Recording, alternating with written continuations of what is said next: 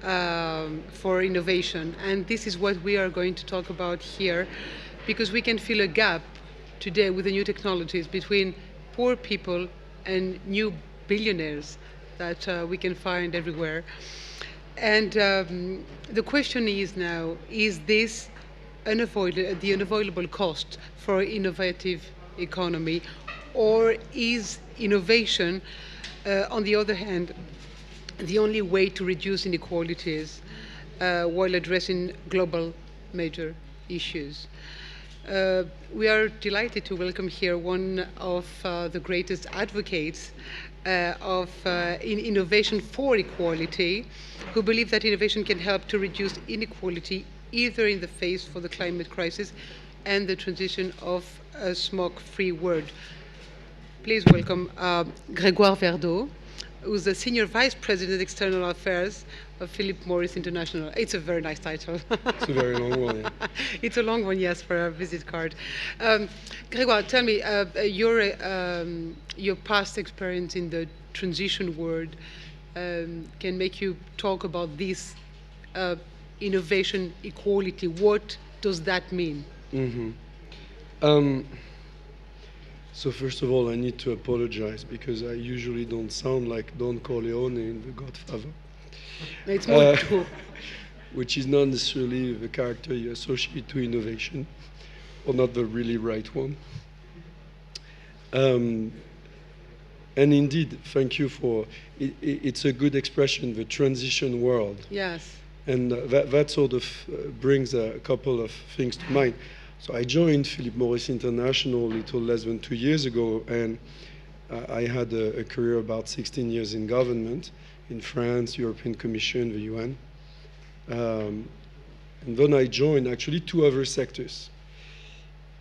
The energy sector, at the time where you had really the transition towards renewable, that stopped to be something that was like, I would say, a fantasy for scientists, but something that reached a certain scale on the energy market around the world. And then I worked in the telecom and digital sector for 6 years, at the time of 5G and fiber. And interestingly, of course, here, tobacco and nicotine industry, but due to the transformation of Philip Morris, which is, frankly speaking, with BP, without a doubt, the biggest transformation, business transformation of the Fortune 500, I see a lot of similarities. And the couple of thoughts that I would like to share to kick off is that we love innovation. Okay, raise your hand, who is against it? No one. But we have, and that's the lesson learned from the past decade, we have vastly underestimated the fact that it can generate inequality. And by this I mean that there is a phenomenon that, due to the fact that innovation is actually going at a very rapid pace in different sectors, whether you talk to biotechnologies and pharmaceutical, to, of course, digital and network industries, to the energy sector, to transportation mobility, to our sector of consumer and consumer products. We don't take into account the fact that you have an aggregated effect of innovation for those who benefit from it and exclusion for those who don't. And I'm surprised to see that no one is ever looking really behind the most impactful social phenomenon of the past years, in particular populist voting, to the fact that people that sometimes express a dissatisfaction, a rebellion, a feeling of despair, are actually excluded from every layer of innovation we talk about. And at the end of the day, if you look at who are the early adopters, and we know how innovation works, from early adopters to trendsetters, and then reaching a certain scale, that is, for an industry, what is paying back the cost of consumer acquisition, and then it stops there. And some people are left behind.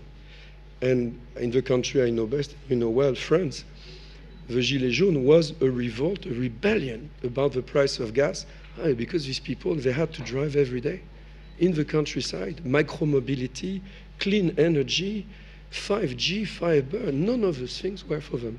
So that's the first thought, which we don't take this into account, the aggregated impact on the same population of different layers of innovation, benefiting one part, and frankly, always the same, and not the other. And at the end of the day, you end up gardening, looking at your garden and watering always the same flowers.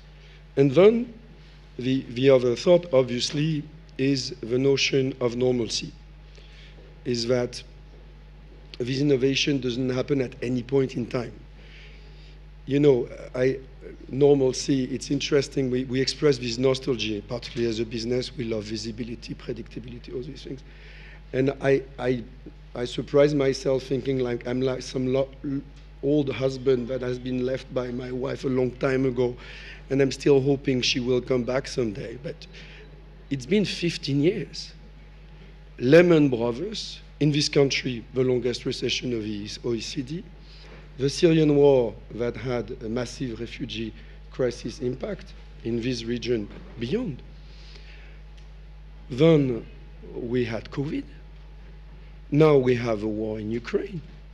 And I think it's high time that we consider that there is no such thing as normalcy, and that the sort of combination of emergency and resilience, which frankly has been the way governments, because it all ends up with government, people say do something. Governments are actually using as the new normal tools of regulation and design that were not designed for this. And I think we should talk to them and help to improve that situation. You were talking about the yellow jacket, but also this COVID, the pandemic. We have the impression that people return to those, very negative zone effects that they had, those habits that they had that were negative for them during the pandemic. Yeah, I mean, the pandemic, I think it's in plain sight, has actually increased the inequality in the developed and the emerging world, with different consequences and characteristics in both. But what really struck me is the fact that some problems have been identified very early on by governments. And once again, they did what they had to do. And then some have been completely ignored. And examples? Well, frankly, how many days did it take to a combination of governments and companies to figure out how you could work remotely?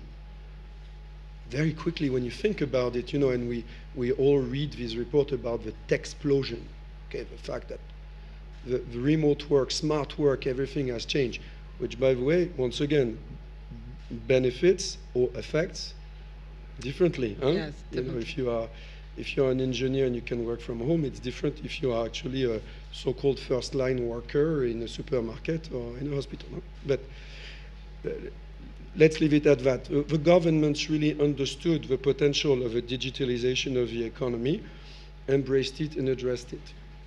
Frankly speaking, who came up with a good plan with the idea that by confining people, they would eat more junk, drink a lot more, potentially overall exercise less, and develop mental health issues?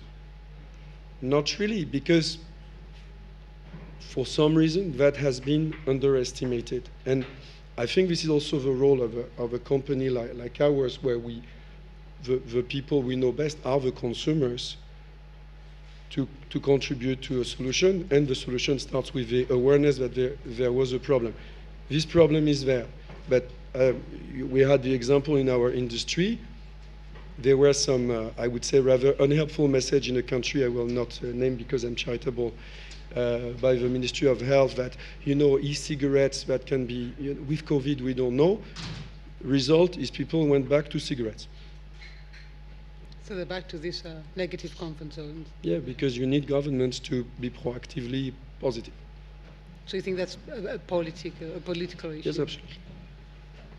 Absolutely. So, okay, but what are the elements that it can help build bridges in a polarized society like that? So if we go back to understanding that if you let innovation be driven by a great man, that is Adam Smith, so the invisible hand of the market, he will drive innovation a little bit always to the same line, and you will end up with a group of consumers that is almost always the same. So that's where the organic development of innovation ends to a degree. Yes. What we're talking about here is a policy-supported innovation, which is where you actually, enter into a dialogue with the industry, because at the end of the day, it's the industry driving innovation. But we all know the virtues of good public-private partnership to actually look at how it can be driven further. And here you have to address a number of issues. Awareness of the consumer, because I took the example of digital, which I know well from the past. Digital literacy is not something that you get in one day of training. So there is digital literacy and ergonomy. So awareness, but that applies to our sector, to many others. Affordability.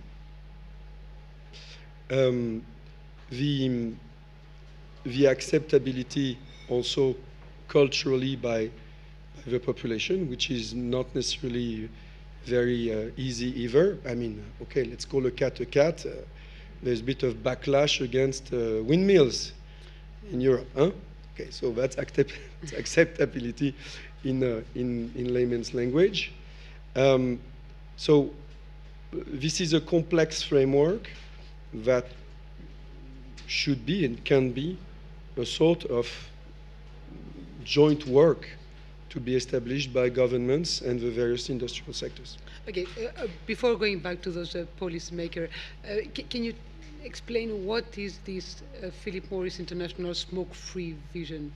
Yes, so why is this relevant to us? Well, because frankly, we are, in a few sentences, but we are driving the innovation and the change in the sector here, because we took a product that is really quite traditional and well known also in its effects, which is the cigarette, and we decided resolutely, investing billions of R&D in this, to propose to smokers better alternatives.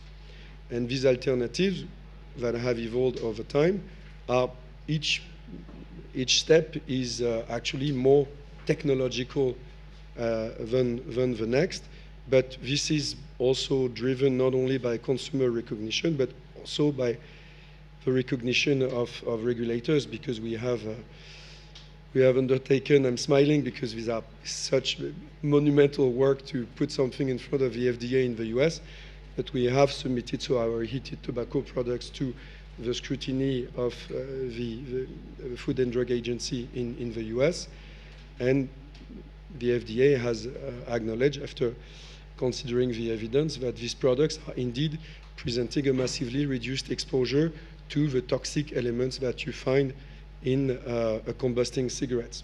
So that's what, in a few words, we are the leader in smoke-free products. And that's the name of innovation in our sector, is coming from products that you combust with the effects that are well known to products that do not combust and are now clearly identified as resolutely less harmful. So if I understand well, a manufacturer of cigarette is now moving to innovation with alternative cigarettes, so made for PMI. Oh, for me in PMI, yes. We hope, I mean, the industry is, yes. The rest of the industry is following. Do you have the Greek example, maybe?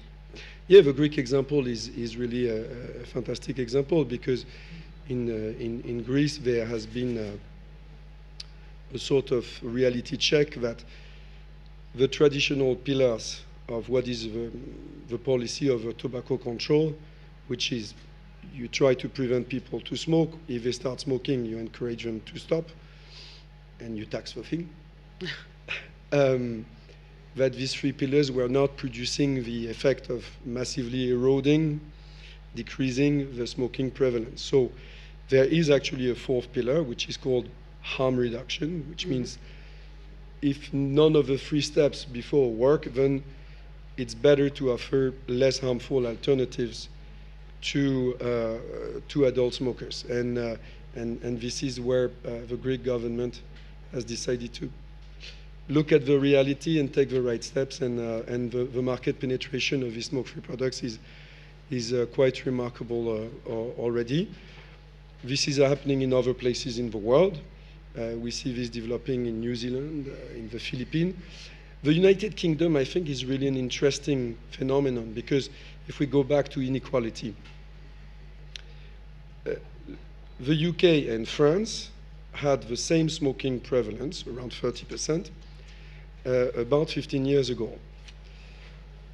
France has decreased by like 5 points, and the UK by 20. Oh. Yeah. And the answer is the UK has taken, by the way, a different route that heated tobacco, which is electronic cigarettes. Electronic cigarettes are also smoke-free, so absolutely qualified to be less harmful, provided that they are used correctly. It's a different debate. And that has produced this massive effect. But then look at the regional data in the UK. This is a London thing. Oh, just the capital. Yeah, you go to the Midlands, to Northern England, and you see that this national average is here in the south and there in the north. And here we go back to the issues of not only affordability, because it's very expensive to buy a pack of cigarettes in the UK. It's the most expensive pack of cigarettes in Europe. Okay, I was about to say the EU. In Europe, 12 pounds. But so it's not an issue of price and affordability. It's also an issue of culture, of awareness, of education, and this is where governments have a role to play. And just to finish on the UK, I found quite remarkable. You know, everything has a political angle that has a particular flavor.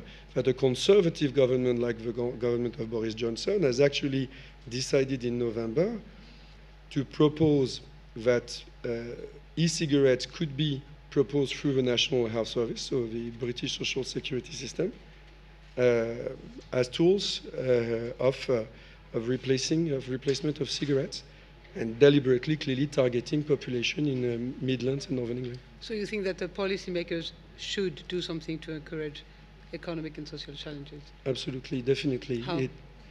Well, just 2 minutes. Just 2 minutes, but really, first of all, the first step is to understand that innovation will not naturally produce equality.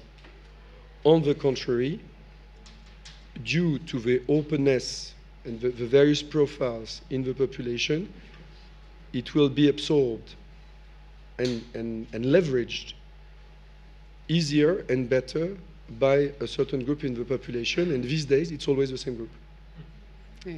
And understanding that is critical, because then you can have policies in place that are targeted, because you don't need to have blanket policies. You can have targeted policies that are also, and I have to conclude on this, consumer-based, I would say humanly based. And I discussed the matter with a doctor not a long time ago, a prominent researcher. You know, they're always a bit careful to talk to the tobacco industry, but at the same time, a lot of them recognize that we are trying very hard. And he was telling me, you know, at the end of the day, when I meet a patient, it's not about what he should do, it's about what he can do. Gregoire Verdeaux, thank you very much. It was very interesting to speak with a representative of a traditional manufacturer who used to produce cigarettes, but that moving through innovation and technology to go away from the cigarette. Thank you.